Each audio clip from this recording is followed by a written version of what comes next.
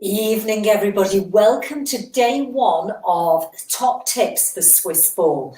Now, most people that I know have got a Swiss ball lying around the house or in the loft or in the garage, and they're not making use of it. So this week, I'm going to look at some beautiful movements that will only take you a few minutes each day that you can do with your Swiss ball. Now, the Swiss ball is a brilliant piece of exercise apparatus. It's cheap, it's portable, and it's great for rehabilitation, and it's also great for top athletes for fine-tuning.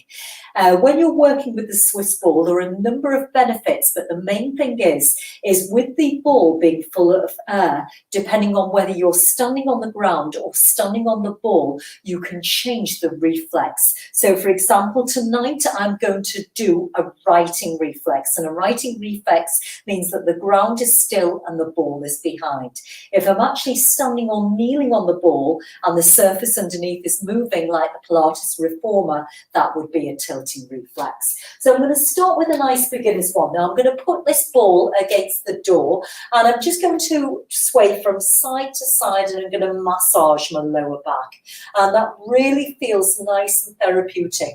It's a passive movement, and it's bringing awareness to the back of the body.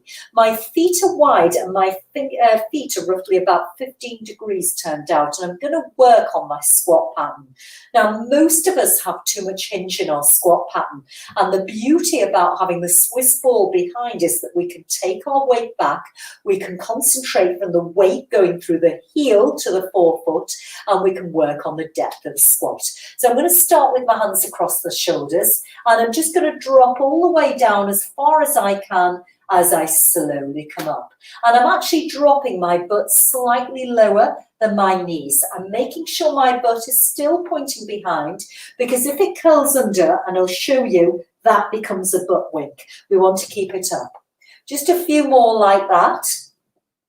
And I'm going to exhale on the way up, because I'm preparing for weights later on with the exhale.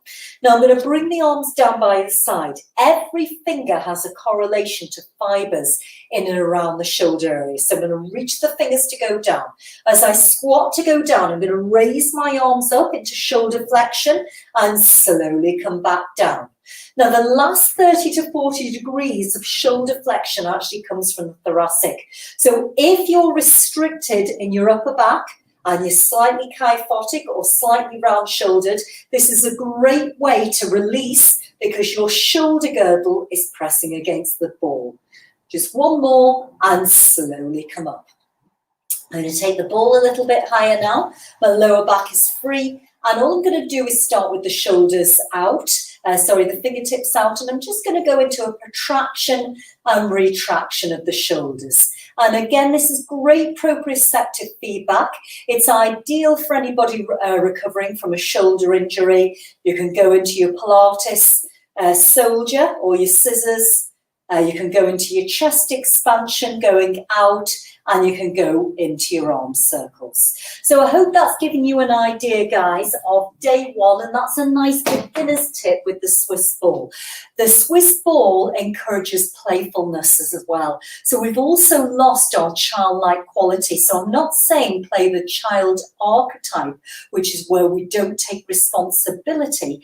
I'm saying having the ability to play, let things go wrong, play with different types of move. So have a go. Please share if you know somebody who's got a Swiss ball and they're not moving it. And if you've got any comments, do drop them below. Enjoy your evening, everybody. Take care.